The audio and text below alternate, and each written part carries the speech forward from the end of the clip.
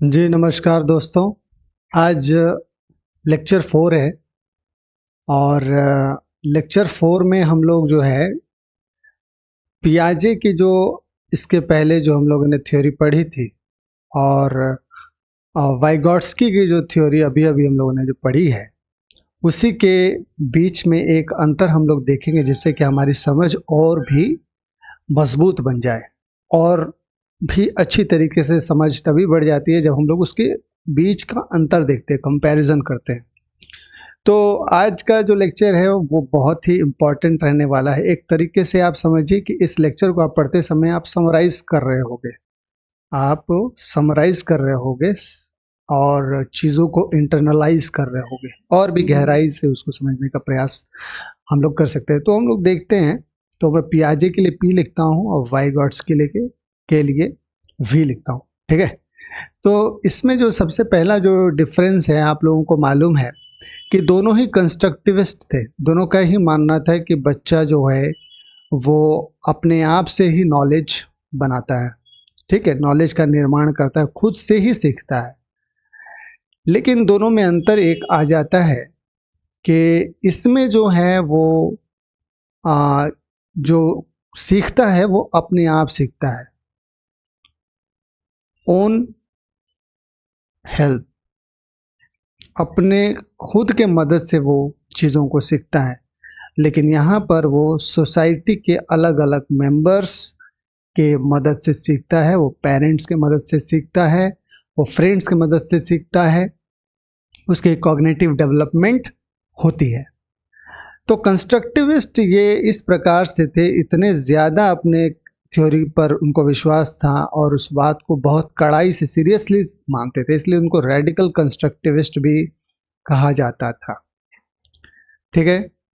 दूसरी ओर वाइगॉट्स्की जो है थोड़ी नरमी इसमें दिखाते थे और उनका सारा फोकस जो था वो सोसाइटी सोसाइटी का जो इन्फ्लुएंस है कॉग्निटिव डेवलपमेंट पे था। तो इसीलिए उनको सोशल कंस्ट्रक्टिविस्ट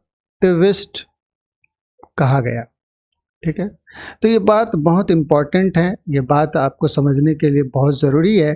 तो उन्होंने पियाजे ने ये बात कही कि जो एक बच्चा होता है वो एक लिटिल साइंटिस्ट की तरह होता है, क्योंकि साइंटिस्ट अपने आप ही चीज़ों को फिगर आउट करता है, अपने आप अपने बलबूते ही चीज़ों को वो जानता है। तो वो क्या होता है, एक लिटिल साइंटिस्ट होता है। लेकिन यहाँ पर जो जो उसको नॉलेज मिलती है, वो जो गेन करता है, जो नॉलेज गेन करता है, वो गेन विथ विथ पेरेंट्स, वो पेरेंट्स के हेल्प से सीखता है, वो पियर्स के हेल्प से सीखता है। पियर्स का अर्थ है फ्रेंड्स, उसके चारों तरफ फ्रेंड्स, और वो कल्चर, जिस कल्चर में रहता है उससे उसकी जो बौद्धिक विकास होती है, ठीक है?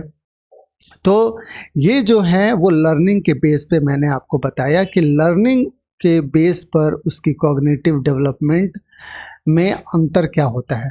अब हम लोग दूसरा जो अंतर देखेंगे वो कल्चर के बेस पे देखेंगे, ठीक है?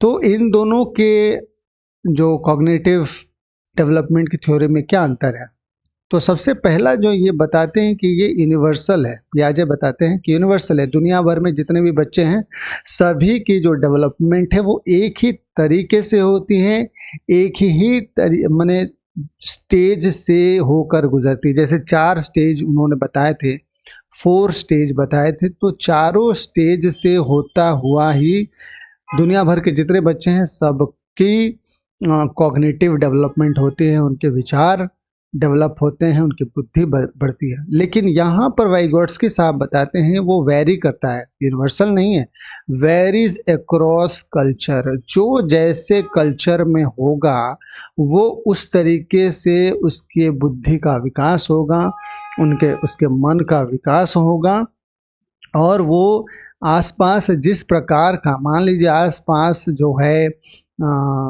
हिंसा है, क्रूरता है, तो उसकी बुद्धि में भी, उसके विचार में भी ये हिंसा और क्रूरता आ जाती है। तो इसीलिए वैरी करता है। लेकिन इसमें ये वैरी नहीं करता, ये यूनिवर्सल है। अफ्रीका में भी वही वैसे ही उसकी वृद्धि होगी, ऑस्ट्रेलिया में भी बच्चे का मन वैसा ही 4 स्टेज से होके गुजरेगा। ठीक है। दूसरा जो अंतर है मैं आपको बताऊं वो लैंग्वेज के आधार पर। लैंग्वेज के आधार पर अगर मैं बताऊं तो क्या बता सकते हैं, लैंग्वेज, जबकि आपने वाइगॉट्स्की के थ्योरी में लैंग्वेज पर विशेष आपने पढ़ा था कि उसके जो लैंग्वेज डेवलपमेंट कैसे सहायक होती है उसके कॉग्निटिव डेवलपमेंट में। ठीक है। तो आप सभी को पता है कि थॉट जो है वो लैंग्वेज के पहले आता है, तो मैं यहाँ पे लिख दूं। ठीक है। Thought comes before language. पियाजे ने कहा था कि पहले वो सोचता है कि कैसे बोलना है, उसके बाद जाकर वो लैंग्वेज का प्रयोग कर पाता है या समझ पाता है। बात समझ में आ रही है? तो सबसे पहले आपको मैं ये समझा दूं कि जो आइडिया होती है, सबसे पहले बच्चे के दिमाग में आइडिया आता है, फिर उस आइडिया को वह एक्सप्रेस करने के लिए लैंग्वेज का प्रयोग करता है या लैंग्वेज सीखता है। बात समझ में आ रही है? तो यहाँ पर जो लैंग्वेज लर्निंग है वो सेकेंडरी है। लैंग्वेज जो है वो सेकेंडरी मामला है। पहले आइडियाज उसके मन में डेवलप होंगे, थॉट्स डेवलप होंगे, और उसी थॉट को एक्सप्रेस करने के लिए वो लैंग्वेज, भाषा का प्रयोग करेगा साहब। लेकिन वाइगॉट्स्की ने कहा था कि लैंग्वेज जो है यहाँ पर साहब क्या हो जाएगा, सेंट्रल हो जाएगा। सबसे पहले वो लैंग्वेज सीखेगा और उससे वह अपने विचारों को बनाएगा। जब वह लैंग्वेज सीखेगा, लर्न्स लैंग्वेज फर्स्ट, लैंग्वेज वो पहले सीखता है। ठीक है। और उसके बाद लैंग्वेज सीखने के बाद जब वो एक दूसरे से बात करता है या खुद अपने आप से बात करता है, अपने आप से सॉल्यूशंस पूछता है, तब उसको एक्सप्रेस करने के लिए, तब उसको एक्सप्रेस करता है, तब उसके माइंड में क्या आइडियाज़ आते हैं, उसके माइंड में क्या होते हैं, थॉट्स आते हैं। और लैंग्वेज लर्निंग जो है, मैं यहाँ पे लिखता हूँ, लैंग्वेज लर्निंग जो है वो डेवलप्स, क्या करता है, मेंटल एबिलिटी को डेवलप करता है या मेंटल फंक्शन को वो डेवलप करता है। ठीक है। तो आप यहाँ पे देखें, मैं यहाँ पे इसको थोड़ा सर्कल कर देता हूँ कि language is central in Vygotsky's case and पियाजे के केस में लैंग्वेज क्या होता है, सेकेंडरी होता है। जैसे सपोज कीजिए वाइगॉट्स्की की मैं थोड़ा और समझा दूँ कि जैसे कि प्रॉब्लम सॉल्विंग होती है, तो वाइगॉट्स्की का कहना है कि प्रॉब्लम जो सॉल्विंग है, अगर किसी प्रॉब्लम को सॉल्व करना है तो पहले वो लैंग्वेज का प्रयोग करता है। तो आप लोगों को याद होगा कि मैंने प्राइवेट स्पीच के बारे में बताया था। प्राइवेट स्पीच में बच्चा या वो व्यक्ति अपने आप से बात करता है, अपने आप से प्रॉब्लम के सॉल्यूशन के बारे में बातचीत करता है, अपने मन में सोचता है, अब फिर जो है उस प्रॉब्लम को किसी को बताने के लिए लैंग्वेज का प्रयोग करता है। लेकिन ये जो मन में सोच रहा है, वहां पे किसी भी प्रकार का कोई क्या है, किसी भी प्रकार, सॉरी मैं उल्टा बोल गया, जो माइंड में जो सोचता है उसमें लैंग्वेज का प्रयोग करता है, वो प्राइवेट स्पीच है, उसमें लैंग्वेज का प्रयोग हो रहा है और वहाँ से वो आइडियाज़ को जनरेट करता है, वहाँ से उसकी मेंटल फंक्शनिंग होती है, वहाँ से उसकी दिमागी शक्ति काम करती है। पहले वो लैंग्वेज सीखता है। ठीक है। उसके बाद जो डिफरेंस आप देखेंगे वो लर्निंग एंड डेवलपमेंट पे एक साथ। ठीक है। तो पियाजे के क्षेत्र में और वाइगॉट्स्की के क्षेत्र में आप देखेंगे डेवलपमेंट से लर्निंग आती है। पहले डेवलपमेंट होती है, उसके बाद लर्निंग होती है।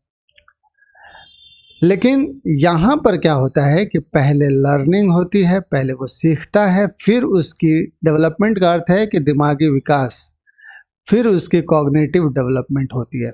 पहले लैंग्वेज लर्निंग करती है, यहाँ पर आप समझा दें, पहले वो लैंग्वेज लर्निंग करता है, फिर जाके उसके बुद्धि का विकास होता है। ठीक है। यहाँ पर पहले बुद्धि का विकास होता है, फिर जाके वो कुछ सीखता है। जैसे सपोज कीजिए लैंग्वेज वो सीखता है, ठीक है। दूसरी बात, इसको और गहराई से समझने के लिए, किसी भी बच्चे को अगर कुछ सीखना होता है तो उसको पहले मैच्योरिटी तक जाना पड़ता है, ठीक है ना। तो रीच मैच्योरिटी, थोड़ी सी तो कुछ तो मैच्योरिटी होनी ही चाहिए, तभी जाके आप लर्न कर पाते हैं न्यू कॉन्सेप्ट्स को। न्यू कॉन्सेप्ट्स को लर्न करने के लिए आपको थोड़ी सी मैच्योरिटी होनी चाहिए। जैसे क्लास 10 में अगर पढ़ने के लिए तो क्लास 10 लेवल की तो मैच्योरिटी चाहिए ना, कि मैच्योरिटी है नहीं क्लास 10th लेवल में आपको ला दें। इसका मतलब क्या है, डेवलपमेंट, कॉग्निटिव डेवलपमेंट उतनी हो जानी चाहिए, तभी जाके वो क्लास 10 में लर्निंग कर पाएगा, ठीक है। वाइगॉट्स्की में क्या होता है कि जो बच्चा है जब कोई नया स्किल्स सीखता है, ठीक है, तब जाके उसमें, वाइगॉट्स्की का कहना है कि जब कोई नई चीज़ वो सीखता है, जब कोई न्यू स्किल का मतलब यहाँ पे लर्निंग हो गया, जब कोई न्यू स्किल वो सीखता है तब वो उसके, उस बच्चे के ओवरऑल डेवलपमेंट पे असर डालता है, उस ओवरऑल डेवलपमेंट को आगे बढ़ाता है या उसको और उसमें इजाफा करता है, बढ़ावा देता है। समझ में आ रही है। तो डायरेक्शन के बारे में अगर बात करते हैं कि डेवलपमेंट किस दिशा में होती है, उस आधार पर पियाजे और वाइगॉट्स्की के थ्योरी में क्या अंतर आ जाता है। तो इसमें जो है पियाजे में आपको मैं बताऊं कि इंट्रा से लेकर इंटर की तरफ उसकी डेवलपमेंट होती है। मतलब इंट्रा का अर्थ है कि वो इनसाइड से लेकर वो आउटसाइड की तरफ उसकी जो है डेवलपमेंट होती है, उसकी कॉग्निटिव डेवलपमेंट होती है, उसकी सोच में परिवर्तन आता है, ठीक है। पहले वो इंट्रा में क्या होता है कि बच्चा अपने आप से बात करता है, ठीक है। तो वो क्या करता है, पहले थिंक इंडिविजुअली, पहले वो अपने आप से बात करता है। जब उसको कुछ समझ में आता है तभी वो इंटरैक्ट करता है सोशियली, ठीक है। पहले घर में बैठ के अपने ऊपर चल रहे फैन को देखते हुए उसके माइंड में आइडिया आता है कि चलो बारिश हो रही है, खेलते हैं, उसके मन में आइडिया हुआ है। और जो चार दोस्त हैं बाप के डर से चुपचाप घर में बैठे हैं, उनको वो आइडिया बताता है, इंटरैक्ट करता है सोशली। तो ये क्या है, पियाजे के द्वारा बताई गई है। वाइगॉट्स्की क्या कहते हैं साहब, पहले इंटर होता है, पहले वो समाज में जाके बातचीत करता है, वहां से कुछ सीखता है। और यहाँ पर क्या होगा, सॉरी, हाँ, यहाँ पर इंटर मतलब आउटसाइड। इंटर का अर्थ है कि अदर देन हिम, अपने आप के अलावा किसी चीज़ से बात कर रहे हैं, किसी से बात कर रहे हैं, तब हम लोग इसको ये बात समझते हैं, ठीक है। पता नहीं कौन है, हाँ। तो आउटसाइड टू इनसाइड इसकी क्या होती है, लर्निंग है, ठीक है। तो जो बच्चा है वो पहले सोशल इंटरेक्शन से सीखता है, उसके बाद वो जो बाहर सीखा है उसको अपने पर्सनल नॉलेज में उसको समा लेता है। Learns from society. फिर उसको क्या करता है, जो वो सीखा रहता है, जो उसने सुना है किसी से, उसको अपने पर्सनल नॉलेज में कन्वर्ट कर देता है, उसको अपने पर्सनल नॉलेज में कन्वर्ट कर देता है, ठीक है। उम्मीद करता हूँ आपको समझ में आ रही होगी। और एक डिफरेंस अगर हम लोग देखेंगे तो पियाजे ने कहा था कि वो सेल्फ सेंटर्ड होते हैं, मतलब ईगो सेंट्रिज्म देखने को मिलता है। इस थ्योरी में बच्चों में ईगो सेंट्रिज्म होते हैं, वो अपने आप से बातचीत करते हैं, अपने आप के बारे में सोचते हैं और अपने ही नज़रिए से दुनिया को देखते हैं। तो ईगोसेंट्रिज्म देखने को मिलता है। और वाइगॉट्स्की के क्षेत्र में बच्चे जो हैं वो प्राइवेट स्पीच करते हैं। प्राइवेट स्पीच का मतलब है यहाँ पर सेल्फ टॉक करते हैं, अपने आप से बातें करना। ये देखिए यहाँ पे डिफरेंस आपको थोड़ा मैं बता दूं, ये सेल्फ सेंटर्ड थिंकिंग, अपने बारे में सोचता है, अपने बेटरमेंट के बारे में सोचता है, अपने बारे में सोचता है। लेकिन ये क्या है? सेल्फ टॉक है। ये क्या है? सेल्फ टॉक है, अपने आप से बातचीत करना। ठीक है, जिससे इसका फर्क क्या पड़ता है, इसका फायदा क्या होता है? उससे वो सॉल्व करता है प्रॉब्लम वो सॉल्व कर पाता है। और सेल्फ सेंटर्ड थिंकिंग से क्या होता है? ठीक है, वो अपने आप को ही समझने में वो लगा रहता है, अपने आप के बारे में ही वो सोचता रहता है। Thinks himself, thinks about himself. ठीक है साहब, चलिए तो अब हम आपको थोड़ा सा एक उदाहरण दे के आपको समझा देते हैं, जिससे कि आपको थोड़ी समझ बढ़ जाए। जैसे कि पियाजे के केस में और वाइगॉट्स्की के केस में, ये उदाहरण आपने पहले भी पढ़े थे, बस उसको मैं उसको फिर से एक बार रिवाइज कर देता हूँ, दोहरा देता हूँ। उसमें क्या होता है ना कि 4 साल का जो बच्चा है, 4 ईयर ओल्ड बॉय, ठीक है ना, वो जो बच्चा है वो अलजेब्रा जो है डायरेक्टली वो समझ नहीं पाता है।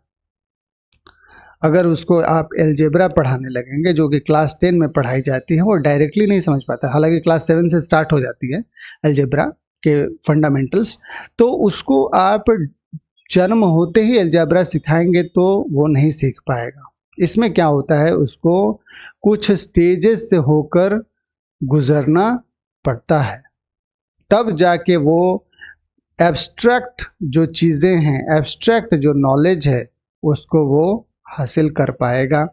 अलजेब्रा एब्स्ट्रैक्ट नॉलेज की बात करता है, तो वो शुरुआत कहाँ से करता है? वो कॉन्क्रीट नॉलेज से या कॉन्क्रीट एक्टिविटी से, वो कॉन्क्रीट एक्टिविटी से शुरुआत करता है। कॉन्क्रीट एक्टिविटी मतलब वो चारों तरफ जो देखता है, जो उसकी आंखों के सामने है, उसकी पढ़ाई पहले करता है, फिर जाके एब्स्ट्रैक्ट नॉलेज की बात करता है। मतलब वो कुछ स्पेसिफिक स्टेज से होकर उसकी कॉग्निटिव डेवलपमेंट होती है।